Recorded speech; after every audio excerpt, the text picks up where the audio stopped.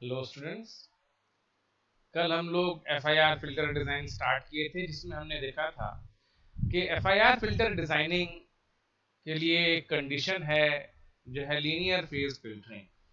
Linear phase response अगर आपके FIR filter में आता है तो उसकी डिजाइनिंग, उसका इम्प्लीमेंटेशन बहुत इजीली आप कर पाएंगे, अदरवाइज इम्प्लीमेंटेशन में प्रॉब्लम होगी। ठीक। और लीनियर फेज रिस्पांस की जो कंडीशन है वो कंडीशन ये है कि जो आपकी पहली वैल्यू होगी कोएफिशिएंट की वो आखिरी वैल्यू होगी, मींस एक सिमेट्री होगी। और वो सिमेट्री दो टाइप की होगी, चाहे वो इवन सिमेट्री होगा या ऑड सिमेट्री होगा। ठीक है, वहां या तो इवन सिमेट्री होगी या ऑड सिमेट्री होगी। इवन सिमेट्री मींस के नंबर ऑफ टोटल टर्म्स आपके इवन है, number of total terms even है, तो बीच में दो वैल्यूज आपकी इक्वल वैल्यूज की होंगी, दो टर्म्स इक्वल वैल्यूज के होंगे। ऑड सिमेट्री मींस कि number of terms, number of samples अगर ऑड है तो बीच में एक वैल्यू जो होगी वो आपकी अलग होगी बाकी सबसे। ठीक है, तो वो मिडिल वैल्यू कहलाएगी। ठीक, तो वो कहलाती है ऑड सिमेट्री। ठीक है, तो ये कंडीशन है H N is equal to plus minus H of M minus one minus N. ये जो प्लस माइनस है ये रिप्रेजेंट करता है कि जो हमारी सिमेट्री है वो या तो सिमेट्री है या एंटी सिमेट्री है। दोनों कंडीशन यहाँ सेटिस्फाई होती है और दोनों कंडीशन में हम ये कहेंगे कि हमारे सिस्टम में लीनियर फेज रिस्पांस आ रहा है। ठीक है, और इसी बेस पर जैसा हमने फर्स्ट यूनिट में देखा था, जब हम लीनियर फेज स्ट्रक्चर बनाने जा रहे थे तो हमने फिल्टर टाइप्स डिफाइन किए थे। सेम वही फिल्टर टाइप्स यहाँ भी हैं। ठीक है, यहाँ नंबर ऑफ कोएफिशिएंट्स लिया, number of coefficients means filter length. ठीक है, वहां हमने फिल्टर ऑर्डर लिया था। जब हमने फिल्टर ऑर्डर लिया था तो हमने क्या कहा था कि सिस्टम इवन हो, ऑर्डर इवन हो तो टाइप 1, सिस्टम इवन हो, ऑर्डर ऑड हो तो टाइप 2, सिस्टम ऑड हो, ऑर्डर इवन हो तो टाइप 3, और सिस्टम ऑड हो, ऑर्डर भी ऑड हो तो टाइप 4। और वहीं जब ऑर्डर की जगह कोएफिशिएंट्स हो जाएंगे, फिल्टर लेंथ हो जाएगा, तब क्या होगा, तब ऑड की जगह इवन हो जाएगा और इवन की जगह ऑड हो जाएगा। जहां लेंथ, जहां आपके ऑर्डर ऑड होने थे वहां आपके लेंथ या कोई नंबर ऑफ कोएफिशिएंट्स इवन हो जाएंगे। जहां आपका ऑर्डर इवन होना था वहां आपका जो है coefficients, number of coefficients even हो जाएगा, सॉरी ऑड हो जाएगा। राइट, तो इस टाइप से आप फिल्टर टाइप्स डिफाइन कर सकते हैं और ये चार टाइप के फिल्टर्स आप डिजाइन कर सकते हैं, चार टाइप के एफआईआर फिल्टर्स आप डिजाइन कर सकते हैं। और इन चारों टाइप के एफआईआर फिल्टर से आप जो चार बेसिक फिल्टर्स हैं, लो पास, हाई पास, बैंड पास और बैंड स्टॉप, ये चारों भी डिजाइन कर सकते हैं। अच्छा, आईआईआर और एफआईआर में एक डिफरेंस और भी है कि जब कभी भी आप आईआईआर बनाते थे तो डिजाइन आपने हमेशा लो पास फिल्टर किया, आपने हमेशा लो पास फिल्टर डिजाइन किया।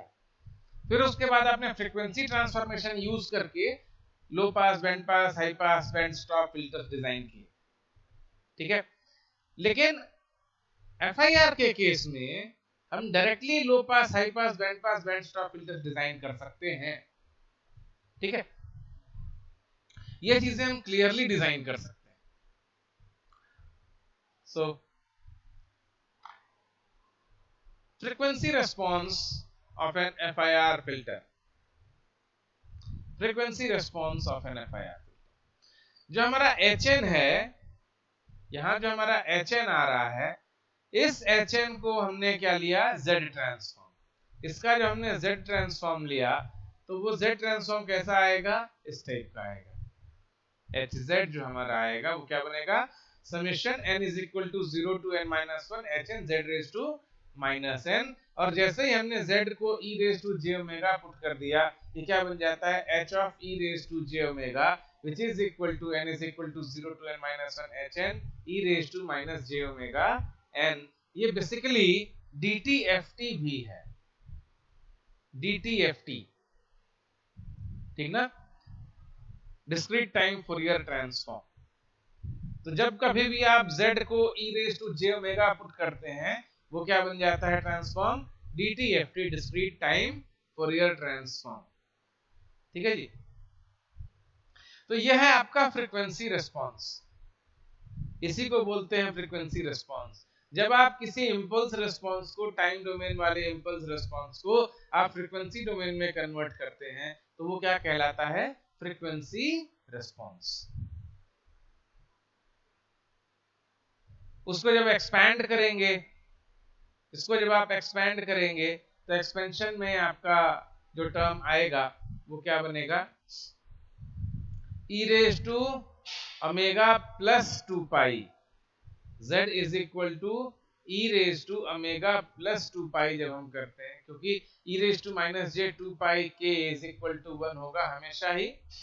e raise to J 2 pi minus J 2 pi k means cos 2 pi k minus j sin 2 pi k, और sin 2 पाई के हमेशा 0 होगा और cos 2 पाई के हमेशा 1 होगा, क्योंकि ये क्या है, 2 पाई का मल्टीपल है, और cos 2 पाई का जब भी कोई मल्टीपल होगा एंगल में वो हमेशा रिजल्ट क्या देगा, 1, और sin क्या देगा, 0।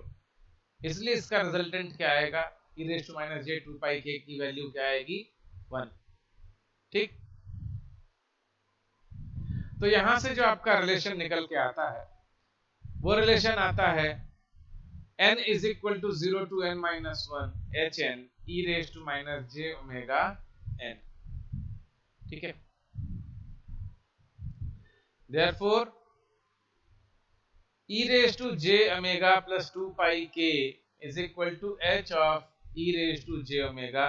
ये हमने किया क्या, बेसिकली एक बार e raised to j omega put किया और एक बार e raised to omega plus 2 pi put किया, और इन दोनों में क्या रिलेशन निकला, यहाँ j ओमेगा होना चाहिए, j ओमेगा प्लस 2 पाई होना चाहिए। ठीक है, इन दोनों में क्या रिलेशन निकला कि जब हमने e raise to j omega plus 2 pi किया तो उसकी भी वैल्यू वही आ रही है जो e raise to j omega की आती है। ठीक है, जो value e raise to j omega की थी वही value e raise to j omega plus 2 pi की थी। इसका मतलब हमने क्या निकाला, हमने इसका मतलब ये निकाला कि हर 2 पाई के बाद, हर 2 पाई के बाद इस hz की वैल्यू रिपीट कर रही है, h e raise to j omega की वैल्यू रिपीट कर रही है। ठीक ना, जब हर e raise to j omega के बाद, सॉरी हर 2 पाई के बाद e raise to j omega की वैल्यू रिपीट कर रही है, इसका मतलब है कि ये एक पीरियोडिक सीक्वेंस है और इसका पीरियड कितना है, 2 पाई। इसका पीरियड कितना है, 2 पाई। ठीक, FIR filters have a periodic frequency response and the period is 2 pi।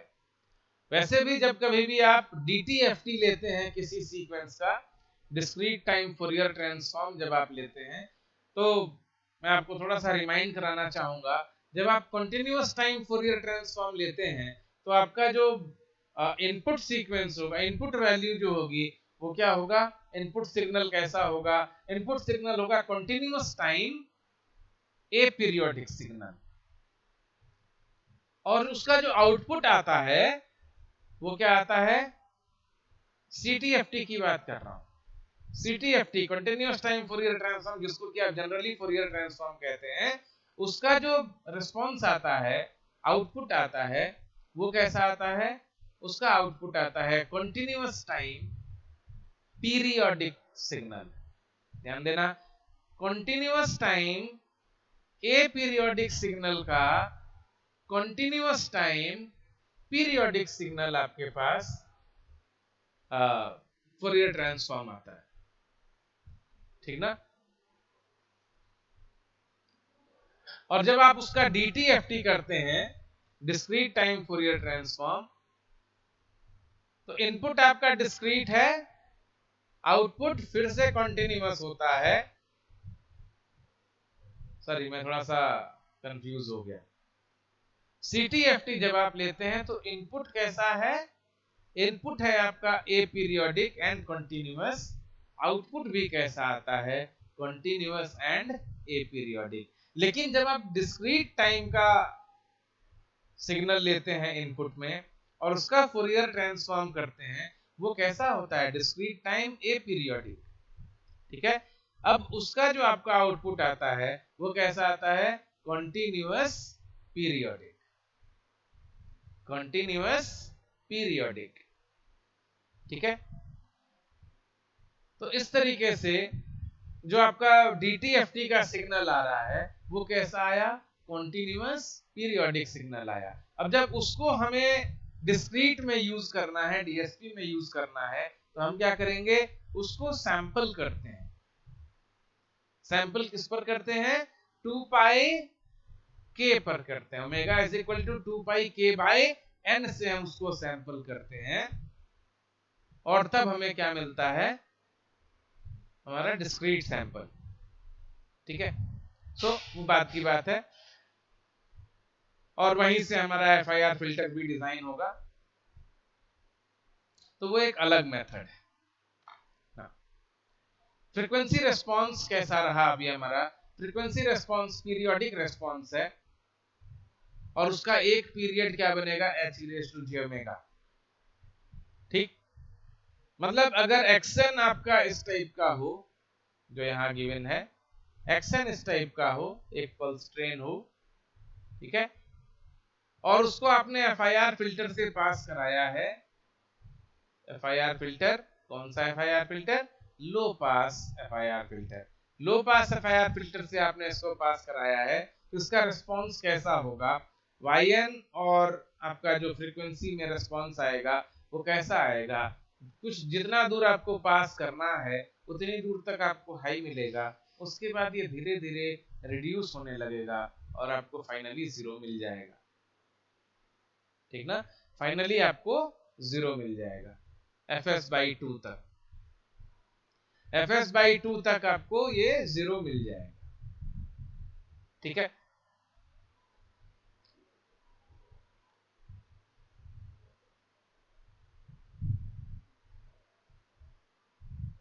ध्यान देना, ये जो एनिमेशन है इसको ध्यान देना।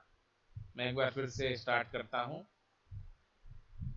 पहला इनपुट आया तो यहां से पहला आउटपुट आया, अगला इनपुट आया तो अगला आउटपुट आया, उसके बाद अगला इनपुट आया, फिर ये तीसरा आउटपुट आया, चौथा इनपुट चौथा आउटपुट, पांचवा इनपुट पांचवा आउटपुट, छठा इनपुट छठा output.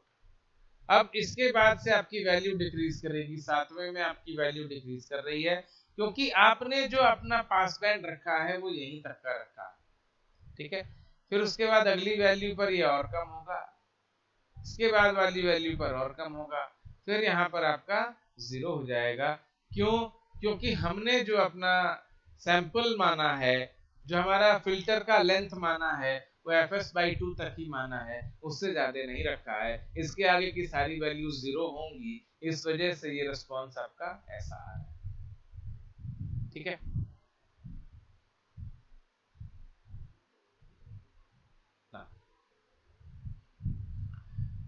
Use an anti aliasing filter. किस लिए एंटी एलियासिंग फिल्टर किस लिए चाहिए, वो इसलिए चाहिए कि यहां पर आप जब इसको आगे बढ़ाएंगे तो आप देखेंगे यहां पर एलियासिंग हो रही है। अभी एक सेकेंड रुक जाइए, दिखाता हूं। ये आपका, ये जो fs/2 पर आपका सैंपल इनपुट आया, ये इनपुट आपका यहां रिफ्लेक्ट हुआ।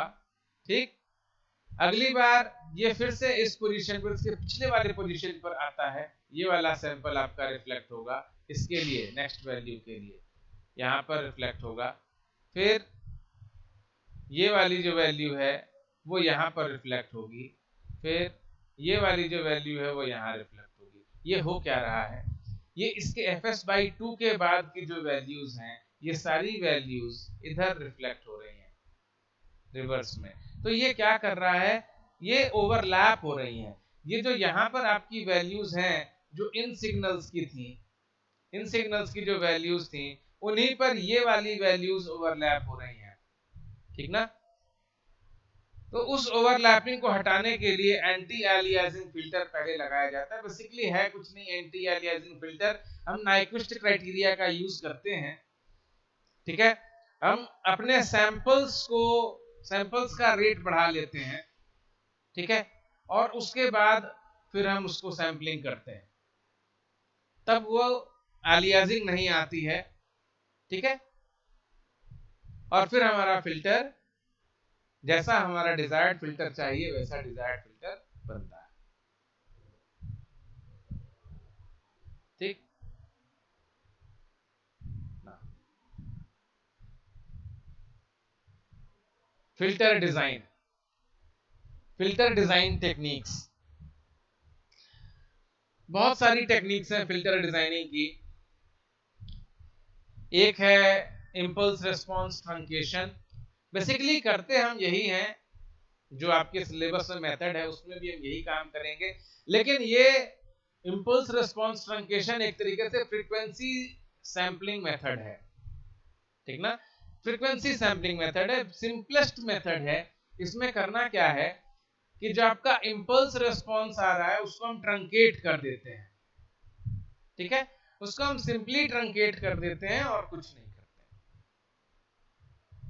जब का विंडो मेथड है, विंडो डिजाइन मेथड है दूसरा मेथड, विंडो डिजाइन मेथड में भी हम ट्रंकेशन ही करते हैं, लेकिन उसमें अजम्पशन हमारा क्या रहता है कि हमने ट्रंकेशन के लिए एक विंडो ली हुई है,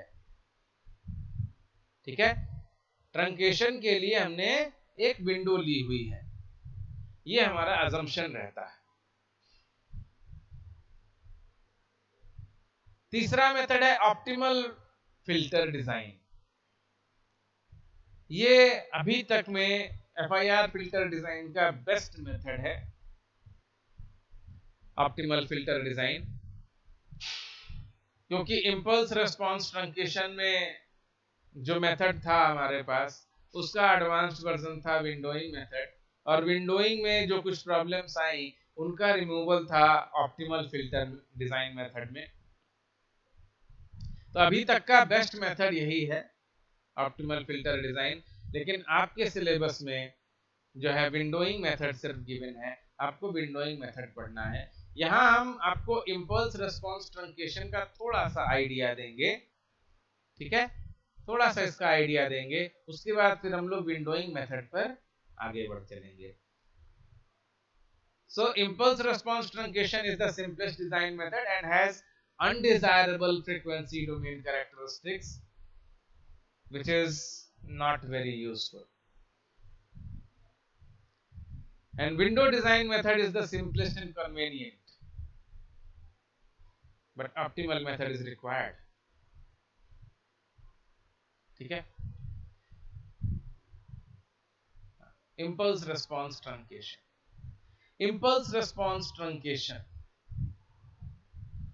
ये मेथड कहता है कि जो आपका डिजायर्ड लो पास फिल्टर है, आइडियल लो पास फिल्टर है, आइडियल लो पास फिल्टर कैसा होता है कि जब तक आप कट ऑफ फ्रीक्वेंसी तक होते हैं, ओम सी तक होते हैं, ओमेगा सी तक होते हैं, तब तक आपका जो फिल्टर का मैग्नीट्यूड है वो कितना होगा, नॉर्मलाइज्ड फिल्टर का मैग्नीट्यूड है वो कितना होगा, 1, ठीक ना, ये कितना होगा, 1।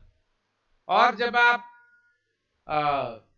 ओमेगा सी से पाई के बीच में होंगे, फ्रीक्वेंसी आपकी जब ओमेगा सी से पाई के बीच में होगी तब इसका मैग्नीट्यूड कितना होगा, 0, ठीक है, तब मैग्नीट्यूड कितना होगा, 0।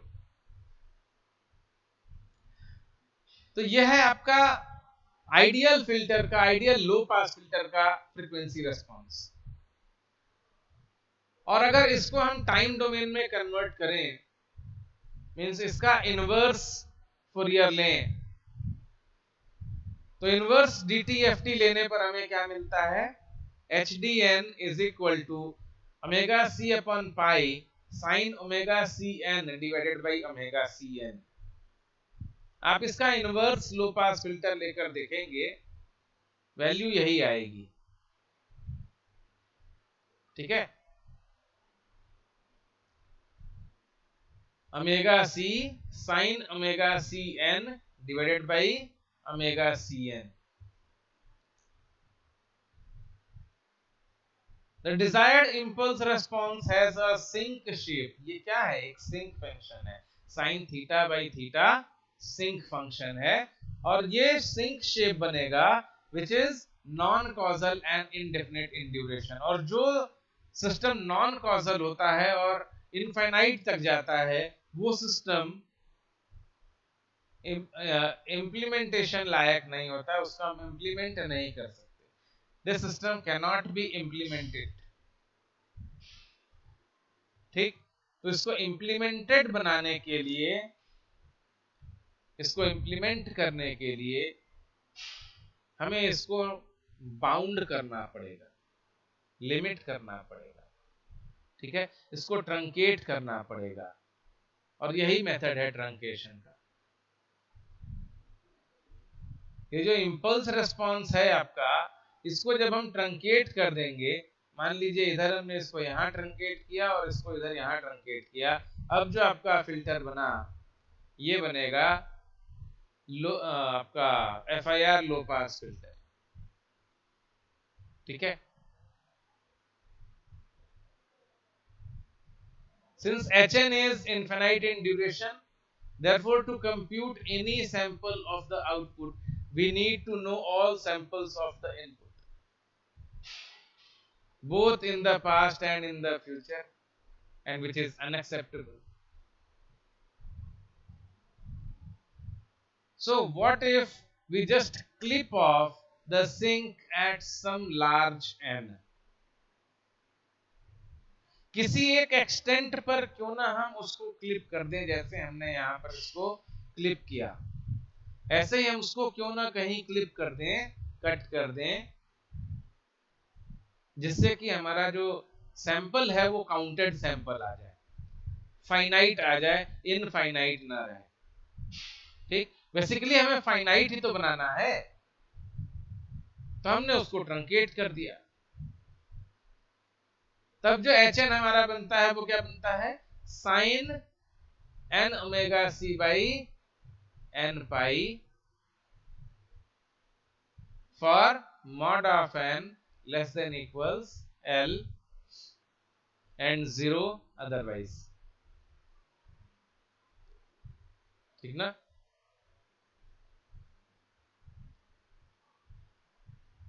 Here is what the frequency response now looks like for omega c is equal to 0.4 pi and different values of L। L की अलग अलग वैल्यूज के लिए ओमेगा c को अगर हम 0.4 पाई रखते हैं, तब जो हमारा फ्रीक्वेंसी रिस्पांस आएगा वो कैसा होगा?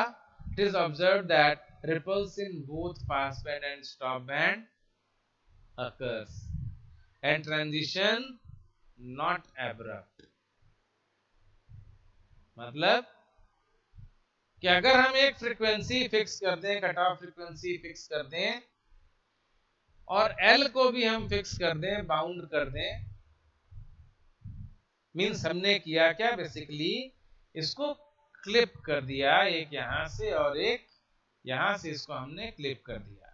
तो क्लिप करने से होगा क्या? क्लिपिंग से होगा क्या? क्लिपिंग से वहां रिपल्स जनरेट होंगी दोनों साइड। ठीक ना? क्लिपिंग से अगर ये हमारा पास बैंड है तो पास बैंड में, और इधर अगर स्टॉप बैंड है तो स्टॉप बैंड में, दोनों साइड रिपल्स क्रिएट होंगी।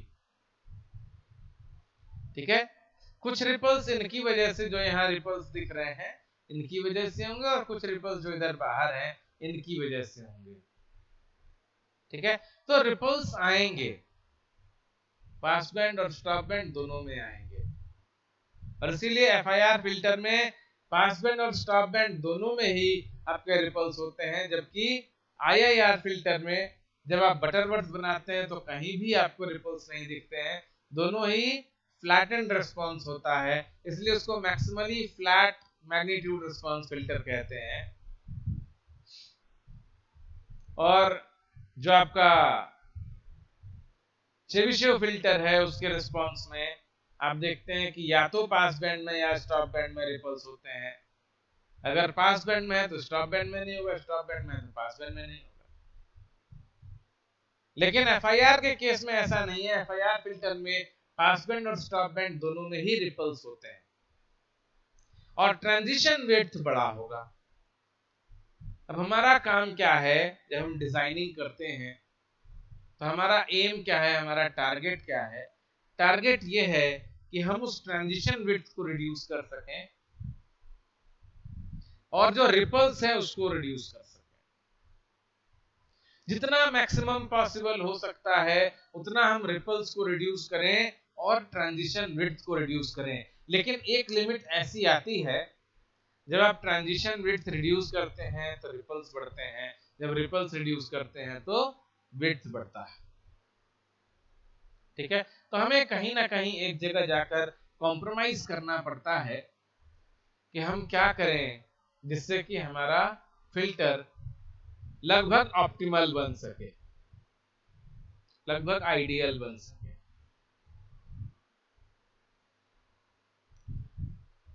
यह है आपका नॉर्मलाइज्ड फ्रीक्वेंसी का फिल्टर HE⁻j⍵।